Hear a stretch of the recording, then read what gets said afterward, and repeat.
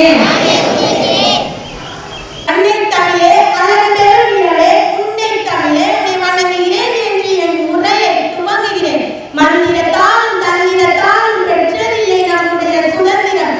உதிரத்தாலும் பல உயிர் தியாகத்தாலும் பெற்றதே நம்முடைய சுதந்திரம். ஆங்கிலேய ஆதிக்கத்தில் 200 ஆண்டுகள் அடிமைத்தலையில் இருந்த நம் பாரத நாடு விடுதலை அடைந்ததாக கற்பனையில் கண்டு ஆடுவோமே பாடுவோமே ஆனந்த சுதந்திரம் அடைந்து விட்டோமே என்று பாடி கிடைத்தவர் மகாகவி பாரதியார். கத்தியின்றி ரத்தமின்றி யுத்தம் ஒன்று வருகிறது என்ற அகிம்சை வழியில் போராடிய மகாத்மா காந்தி.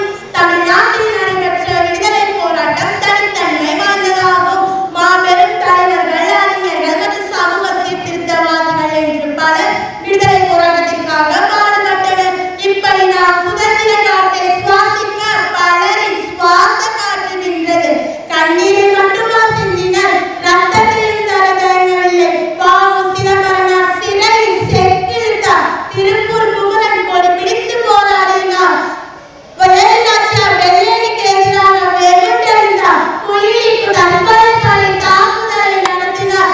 இவன் யார் நம்ம யாரு என்று வெறிகொண்டனர். வெள்ளையன் வேறு வழியில் அவர் தவித்து நின்றார். தன் நாட்டிற்கே திரும்பி சென்றார். 1947 ஆண்டு ஆகஸ்ட் 15ஆம் தேதி நம் நாட்டை விட்டு சென்று நமக்கு சுதந்திரம் கொடுத்தார். சுதந்திரம் கடலில் தேங்கி போன உடலுக்கு கிடைத்த ஒரு பிடி காற்று.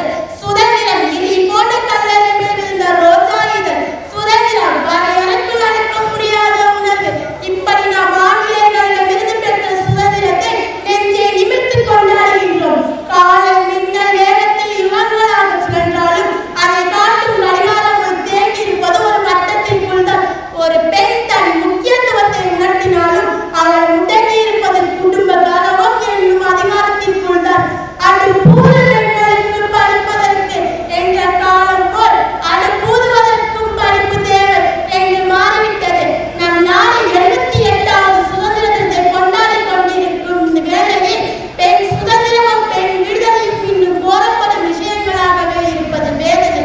வீடு தன் கதவை முதலில் அவர்களுக்காக திறந்து விடட்டும். மாற்றம் ஒன்றே மாறாதது. மறந்து விடாதீர்கள். நம் நாட்டிற்கான 2 ஒலிம்பிக் பதக்கத்தை பாரிஸ் ஒலிம்பிக்கில் துப்பாக்கி சுடரில் பெற்று தந்தவர் மனுபாலன் என்னும் பெண் தான் என்பதை மறந்து விடாதீர்கள். நெகிழ்ச்சியும் நம் வலிமை வாய்ந்தவர்கள் நம் பெண்கள். குடும்ப கௌரவம் என்ற பெயர்களுக்கு விலங்கு மாட்டி வேடிக்கை பார்த்தது போதும். இனியும் செக்கு மாறுகிறா என்பது போதும். பந்தய குதிரைகளாக மாறுவோம் என்று என் உரையை முடித்துக் கொள்கிறேன்.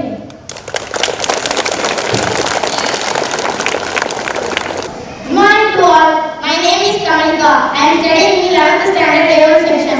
First of all, I wish you all a very